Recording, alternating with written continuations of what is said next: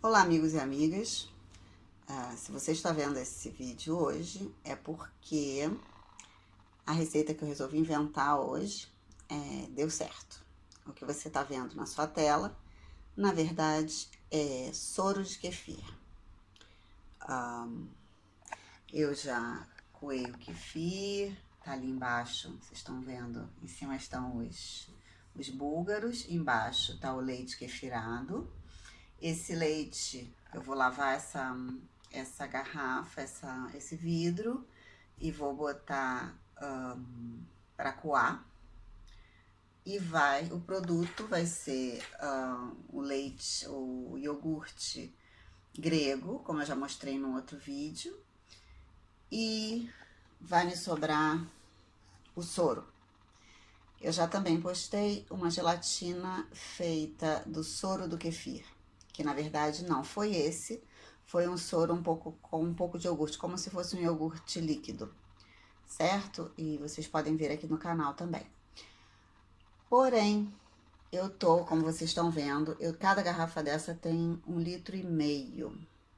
Então, eu tenho aqui 3 litros, 6 litros, aqui tem um pouquinho mais do que 1,5 litro, um pouquinho menos, desculpa, do que 1,5 litro, mas então são 3, 6, 7 litros e meio, deve ter mais ou menos 8 litros, ok? De soro. E ontem eu tava no YouTube vendo um monte de coisas. Eu gosto de ficar, quando eu tô trabalhando na cozinha, eu gosto de ver vídeos e me chamou a atenção uma receita para fazer ricota. E, bom, fica aí que esse vídeo vai adiante, tá bom? Eu vou documentando conforme eu for fazendo e se não der certo no final eu apago tudo e você nem vai ver. Mas fica comigo. Eu te peço para curtir a postagem, para se inscrever no canal, para ativar o sininho, para cada vez que eu postar alguma coisa, alguma das minhas invenções ou simplesmente uma receita que aqui na minha casa é sucesso ou que alguém me pediu, enfim. Aí você fica sabendo, tá bom? Até já. Bom, então voltando, eu medi e aí nessa panela tem 8 litros de soro de kefir. Mas Marisa, você já não disse pra gente que não se pode aquecer o kefir, o soro, porque perde as propriedades probióticas? Eu andei pesquisando e vou contar uma novidade pra vocês. Fica aí que você não vai se arrepender. Bom, eu acendi o fogo e a novidade que eu tinha pra vocês era essa. A gente pode aquecer sim os probióticos, desde que não ultrapasse os 60 graus. Então, como para fazer iogurte, sabe? Você pode aquecer o leite, mas você não pode ferver, ou você tem que ferver e deixar ele amornar. Então, aqui é muito importante, se você pretende fazer essa receita, que você arranje um termômetro, ok? Então, esse termômetro eu comprei, na verdade, para fazer bombom, para fazer trufa, para fazer chocolate. Aí eu comprei no Mercado Livre, ok? Aí a gente aperta em algum lugar, porque eu estou sem óculos. Acho que é aqui. Ele tá sem pilha. Bom, tecnicamente você aperta em algum desses botõezinhos aqui. A panela tá suando porque o soro tava gelado e tá fazendo esse barulhinho. Mas acho que é aqui que ele acende. Porém, ele tá sem pilha. Mas eu tenho um outro. Desde que ele esteja com pilha, ele vai funcionar. E aí você pode medir corretamente. Eu não vou deixar ele chegar a 60 graus, ok? Eu vou chegar a 50, 55 graus. Esse aqui parece uma canetinha. Aqui onde eu moro, qualquer sei se dá pra ver bem, a câmera não tá focando. Qualquer mercado vende isso, Soriana, H-E-B, se você tá aqui no México, você vai ver. Eu vou colocar aqui dentro, primeiro eu vou dar uma lavadinha nele, óbvio, porque ele tava ali na gaveta, tá? Então, você vai botar ele no leite e vai ver, ele vai mexer o ponteirinho, e aí a gente vai esperar ele tá numa temperatura por volta de 50 graus. Eu não quero correr riscos, então eu não vou esperar chegar a 60, ok? Eu vou misturando, porque é óbvio que a parte de baixo vai estar mais quente que a parte de cima, então a gente deve, a cada rato, não, rato em espanhol é cada pouquinho, cada espaço de tempo. Então, eu vou pausar o vídeo de novo e eu mostro pra vocês quando ele já tiver chegado na temperatura, ok? Senão o vídeo vai ficar muito longo. Bom, gente, tá funcionando sim, tá? Esse aqui é o que eu vou usar, na verdade, como ele é mais preciso, eu vou usar esse, tá? Porque como eu tava com uma mão só, ele não estava... Não pegou, mas o termômetro tá funcionando sim, tá? Então, eu coloco aqui, ele já tá limpinho. Não sei se alcança a ver. Agora, eu tô até encostando aqui, meu braço tá encostando na panela, porque ela tá fria, ok? Tá, agora tá 19 graus.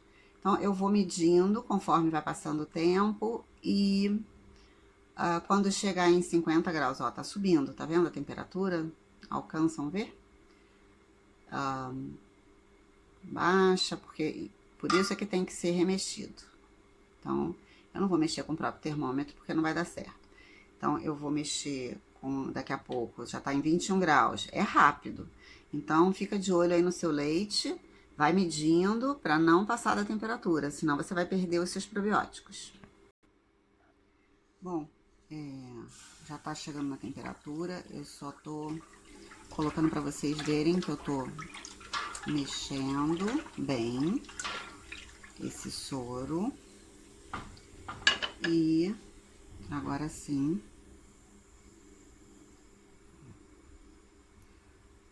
eu creio que já deve estar chegando nos 50 graus, que é a temperatura que eu quero. Ó, 48,6. Ó, tá chegando nos 50 graus.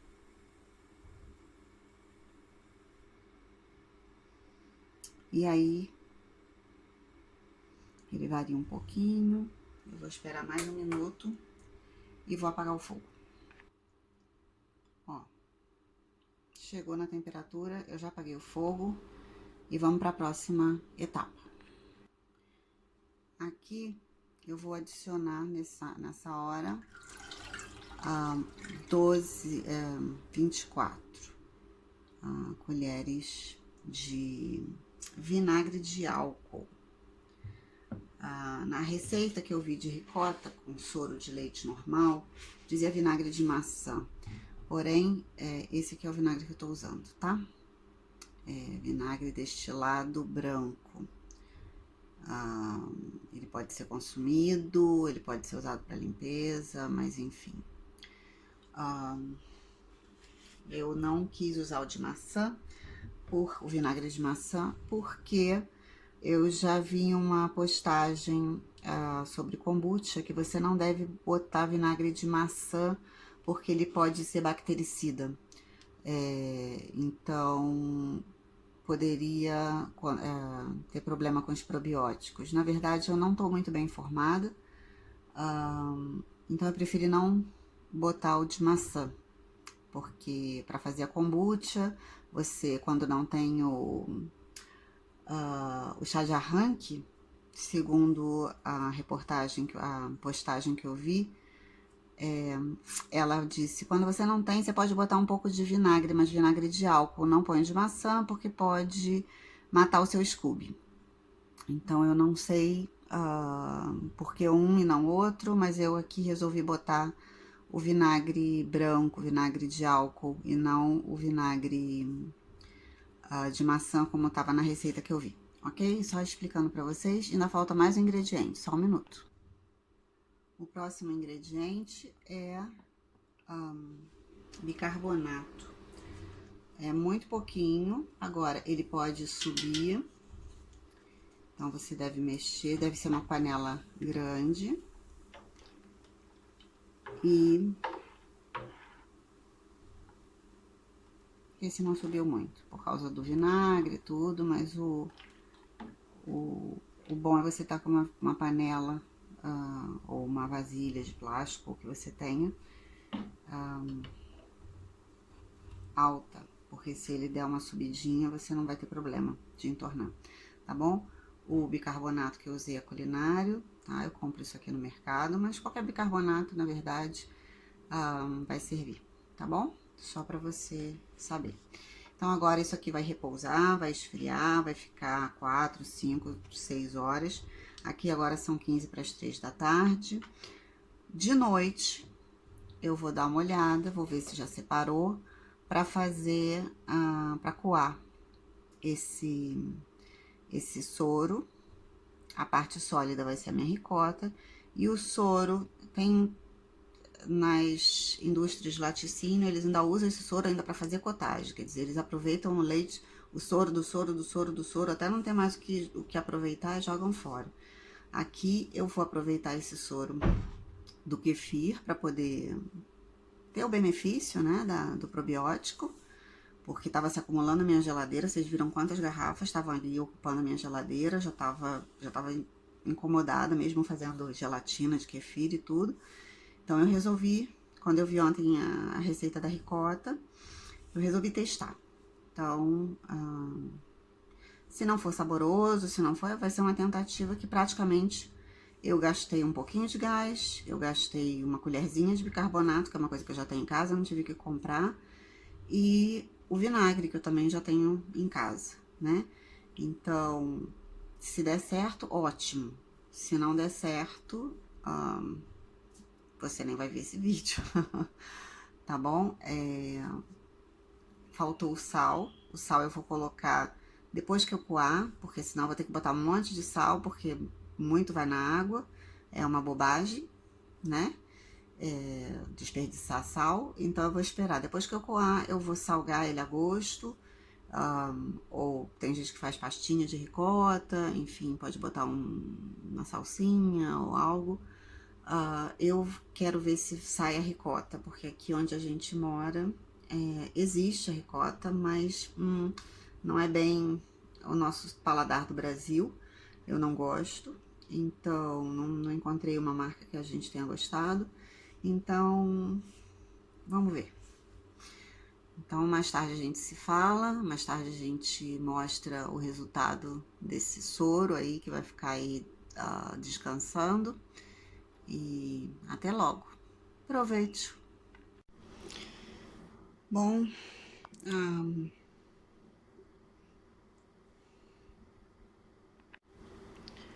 o soro do leite ficou descansando. Eu recomendo um mínimo de 6 horas, mas pode ficar mais. E aqui ele tá todo assentado no fundo e em cima você tá vendo só o soro. Então, eu agora vou coar. Quem já viu outros vídeos meus sabe que isso aqui é para fazer iogurte grego. Veio na minha iogurteira. Primeiro vídeo do canal é sobre o kefir. E eu vou coar aqui. Vamos ver se vai dar certo. Para fazer a ricota, para passar o soro e ficar aqui a massa, ok? Então, eu vou coar offline. E depois porque é muito pesada essa panela e tudo, para não ficar também muito longo o vídeo. É coar. Seja num coador de café, seja num outro filtro que você tenha, numa queijeira que você tenha. O importante é que tem que ser com a trama muito fina, como esse aqui. Você tá vendo? É bem transparente. Se é um paninho, se é um voal, se é, enfim, para você conseguir reter a massa e que o queijo todo saia, que o não o queijo, o soro, tá bom? Então daqui a pouco eu mostro pra vocês o resultado do coar. Bom, já chegamos ao resultado. Tinha muito líquido, tinha aparentemente uma massa no fundo, e eu coei. E o que vocês acham que foi o resultado? Zero. Então não dá certo esse processo. Eu achei importante, eu tinha dito no início que eu só ia postar o vídeo se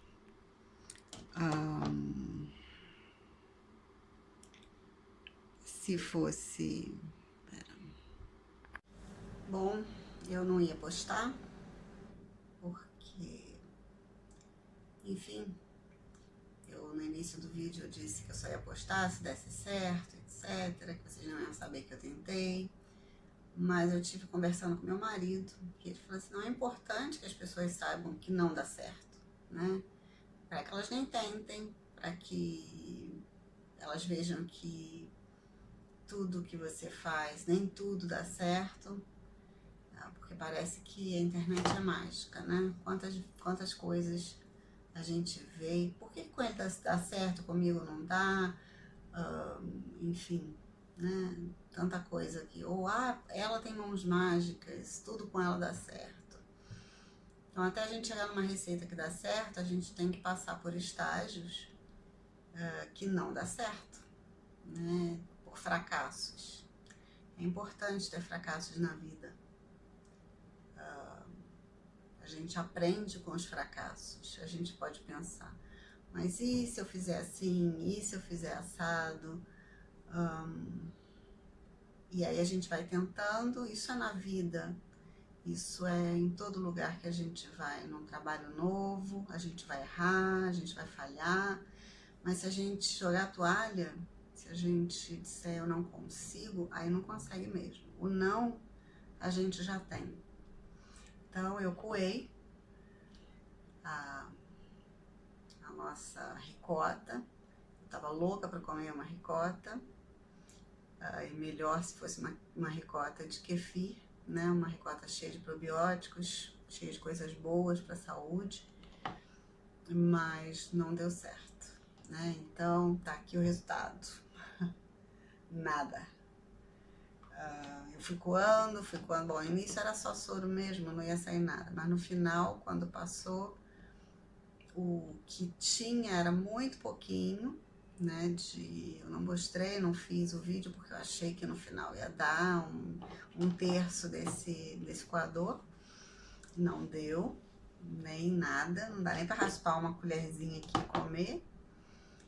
A receita que eu tinha visto no próprio YouTube era de soro, mas soro de que já tinha sido feito um queijo Minas, né? E o senhor estava falando, não, com esse soro, as queijarias ainda fazem a ricota, e depois da ricota ainda faz o cottage. Então, eu tentei fazer, eu tive a ideia, puxa, deve dar certo. Achei que tinha parado de gravar. Deve dar certo, vamos tentar, porque tem probiótico, porque não sei o quê, porque aqui a gente não consegue fazer a ricota, aqui onde eu moro chama queijo panela, é a coisa mais parecida com o queijo Minas que a gente tem no Brasil. Eu fui tentando várias marcas até achar uma que eu gostei. Então, a ricota aqui chama... Tem ricota, mas não é gostosa, não é saborosa e não tem tantas marcas como tem o queijo panela, porque se tem uma coisa que mexicano gosta mais do que chile, do que a pimenta, do que o apimentado, né, o picante, nós descobrimos quando chegamos aqui que é o queijo. Aqui existem queijarias e na rua, loja que só vende queijo. Um dia eu vou fazer um vlog para mostrar para vocês a quantidade de coisas diferentes que tem aqui. Tem casas só de milho desgranado, que é o milho fora do grão, é só o grão, sem a espiga. Tem chicharroneria, que é uma casa só de chicharrones, que é é o, como chama no Brasil? Bom, eu boto aí no chicharrão, é a barriga do porco, né? Eles fazem a barriga do porco, não como a gente está acostumado, o torresmo. Eles não fazem como a gente está acostumado, é como se, com a carninha e tudo, e aí eles fazem os tacos de chicharrón, onde eu posso compartilhar a receita também. Mas existem coisas que a gente não imagina que exista, e eu moro no norte do país, que é muito parecido com os Estados Unidos, tem muita coisa já agringalhada, mas mais no sul, mais no centro do país é mais diversificado. Onde eu moro, as frutas não são saborosas o ano todo, é só no verão que a gente consegue comer frutas saborosas, doces, porque tem que vir de longe, porque tem que vir de fora, então tiram as frutas muito verdes, né? Muitas vezes eu falo, quando eu fui enfim, a fruta parece um pouco de plástico, né? Às vezes mandam de outros lugares do México, não, parece muito fruta do Brasil. Mas, enfim, eu quis compartilhar com vocês que a receita não deu certo, que eu vou seguir tentando, porque o não eu já tenho. O sim depende da gente seguir buscando, da gente não desistir, da gente tentar. Então, um bom dia aí pra você, uma boa tarde, uma boa noite. Hoje não tem proveito, porque hoje não teve proveito nenhum, não teve aproveitamento e não teve bom apetite, que é o que significa proveito aqui, proveito, provetito. Mas não passa nada, a gente segue tentando e daqui a pouquinho eu compartilho com você um pouquinho da palavra de Deus, porque eu resolvi copiar, né, de um outro canal que eu acho muito bonito, eu acho que ideias boas a gente pode copiar, a gente pode melhorar, a gente pode tentar fazer igual e nem sempre conseguir, que é a Lu. Eu já falei o nome do blog dela, mas depois eu boto aqui, posso até botar o link mais embaixo, porque ela faz receitas cozinhando em casa, culinária em casa. Ela compartilha, acho que todo dia.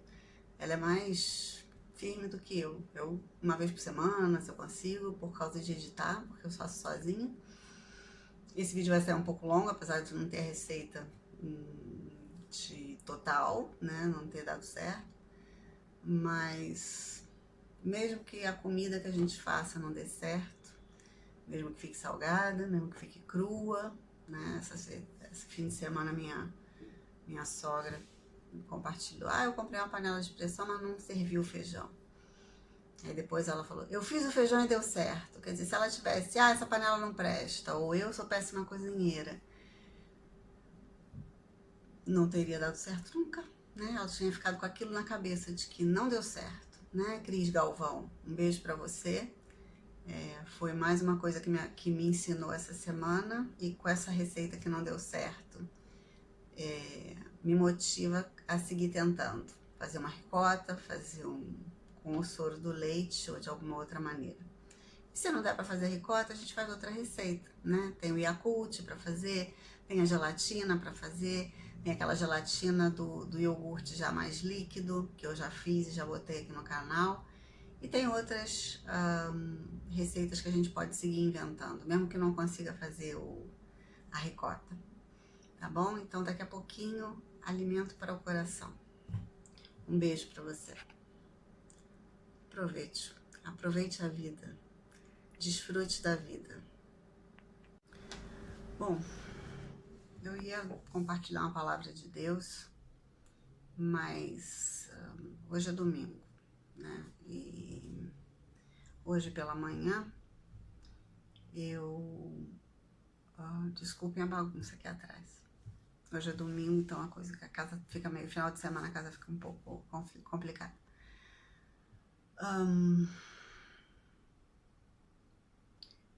O sermão do pastor da nossa igreja foi baseado num discurso que o Churchill, se não foi isso, depois eu corrijo aqui embaixo, uma legendinha, tá bom? Ele foi convidado a fazer um discurso na graduação de estudantes de faculdade. Não, ele não mencionou qual era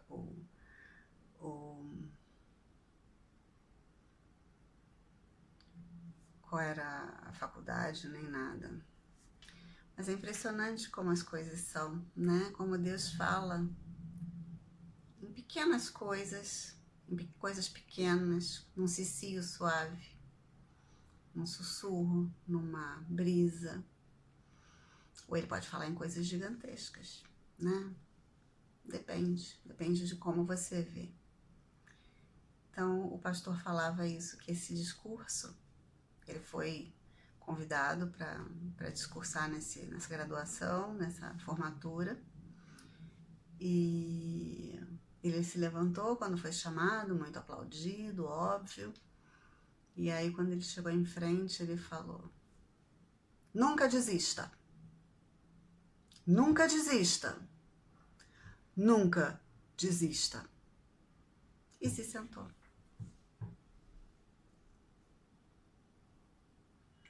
Para um grupo de jovens que está começando a vida, começando uma carreira, né? Terminando uma faculdade e começando a trabalhar, onde muitos nãos os aguardam, muitas falhas, muitos erros, muitas demissões se apresentam diante deles. Aquele homem sábio só deu um conselho: não desista. Então, de tudo, né, da receita, da minha sogra, que outro dia fez o feijão e não deu certo, e ela tentou e a segunda vez deu certo, a pregação do pastor hoje. Então, a palavra dessa semana para minha vida, eu quero compartilhar com você, é: não desista. A receita não deu certo? Não desista. Arruma outra, faz de outra maneira, faz de novo. Eu faço um pão que um dia vai vir aqui no canal. É pão de batata. Eu estava grávida, com ameaça de perder, de ter um aborto, eu tinha que ficar deitada. E comecei a ver um programa de tarde que eu não tinha paciência para ver, mas eu tinha que ficar deitada, tinha que me distrair com alguma coisa. Então eu comecei a ver um programa chamado Noite a Noite, no canal Record, há muitos anos atrás, com a Ana Maria Braga. E ela apresentava receitas, era um programa de variedades, muita gente conhece. Se você buscar aqui no YouTube, você vai ver coisas aqui. E uma senhora apresentou a trança catarina, se não me engano, era massa de pão de batata. E ela dizia: esse pão é bom porque não tem que sovar muito e não sei o que. Eu anotei, eu vi aquela receita, anotei. Eu comecei a anotar, eu gosto de colecionar receitas. Então, quando eu pude fazer, porque eu estava de repouso e tudo, e quando eu me senti bem para fazer, eu fiz o pão. A primeira vez que eu fiz o pão ficou ressecado, tinha muita farinha. A segunda vez meu marido falou assim: olha, você botou muita farinha. Eu fiz uma segunda vez, ficou melhor. Aí eu fiz cada vez que eu fazia, ia ficando melhor. Porque é prática. Eu nunca tinha feito pão. Eu adorava, achava a coisa mais linda do mundo saber fazer pão. E aí eu fiz. E deu certo. Até um dia deu certo. E as pessoas começaram a provar: você não quer vender esse pão? Meu filho já tinha nascido. Eu ficava com medo dele se queimar na cozinha, eu não tinha empregada. Botava ele no cadeirão de comer. E aí, às vezes ele chorava e eu começava a fingir que estava espantando um mosquito. Eu falava: sai, mosquito! Aí eu começava a rir, e aí se distraía, assim ia. E eu comecei a vender pão. E parei de vender, vendi de novo, só que eu não fazia como se fosse trança. Eu fazia, era um pão-flor, como eu chamava. E faço assim até hoje. E eu faço esse pão, eu hoje levo para a igreja, levo para as amigas, às vezes eu convido alguém para tomar café comigo, eu faço esse pão E aí as pessoas falaram assim, nossa, você que inventou essa receita? Eu falei assim, olha, esse pão eu faço há quase 25 anos. Meu filho mais velho vai fazer 24 anos, né? Então eu fiz quando eu estava na gestação, mas já num período que já não corria mais risco de perder. E eu falei, eu faço esse pão há quase 25 anos, eu já posso dizer que essa receita é minha, porque eu já mudei tanto ela. Não é mais a mesma receita, se baseou numa receita que eu aprendi no Note a Note, mas hoje é o pão da Marisa, porque eu já mudei tanto, já testei tanto, já de pão sovado na mão, já passou sovado na batedeira, agora eu faço na máquina de fazer pão. E a primeira vez que eu fiz na máquina de fazer pão não tinha noção de quantidade, foi na casa da minha sogra, da Cris, que eu falei agora há pouco. Ela tinha, meu sonho de consumo era uma máquina de fazer pão, porque eu gosto de fazer pão, e achava que ia facilitar a minha vida, e facilita mesmo. E eu fiz na casa dela e saiu pão para tudo quanto foi lado, porque eu fiz com a quantidade que não era certa para aquela máquina de fazer pão. E aí, mais uma vez, eu não desisti. Eu falei assim, se eu fizer metade da metade da metade da metade, se eu fizer, na verdade, um quarto da receita original, vai dar certo. E eu fiz e deu certo. Mas não ficou na textura que eu queria. E não era assim que eu queria. Porque eu assei dentro da máquina de fazer pão. E esse pão, eu resolvi em casa, depois, quando eu vim morar no México, eu ganhei uma máquina de presente da esposa do pastor, Sylvia Walcott, porque nós frequentamos uma igreja que é de estrangeiros, então é toda em inglês, os pastores são americanos, e ela comprou numa loja de usados para mim. Acho que eu já comentei isso em outro vídeo, que aqui é muito comum, né? Eu moro perto da fronteira com os Estados Unidos. Então ela foi e falou assim, olha, me desculpa, ela não é nova e tudo, mas ela tá funcionando direitinho, eu já testei. E eu falei, não, é uma bênção para mim. Eu fiquei muito emocionada. Porque ela me deu uma coisa que eu tinha, eu me emociono até hoje de falar, né? Que eu nem sabia que existia isso, né? Quando ela me deu isso, foi logo que eu cheguei aqui, um pouco depois que eu cheguei aqui. E eu aprendi com ela que não é porque é usado que não serve, né? E então eu comecei a fazer esse pão, aí só que eu tiro a massa e modelo e boto pra fazer no forno, porque eu acho mais gostoso. Eu acho que fica uma textura melhor e fica bonito, né? Não fica aquele cubo quadrado, cubo quadrado não, né? Cubo de pão que fica difícil de cortar, não tem onde guardar. Eu ponho numa forma de bolo, forma de fazer pudim. Enfim, na vida a gente tem que seguir tentando. Não desista, não desista, não desista. Aproveite. Até a próxima.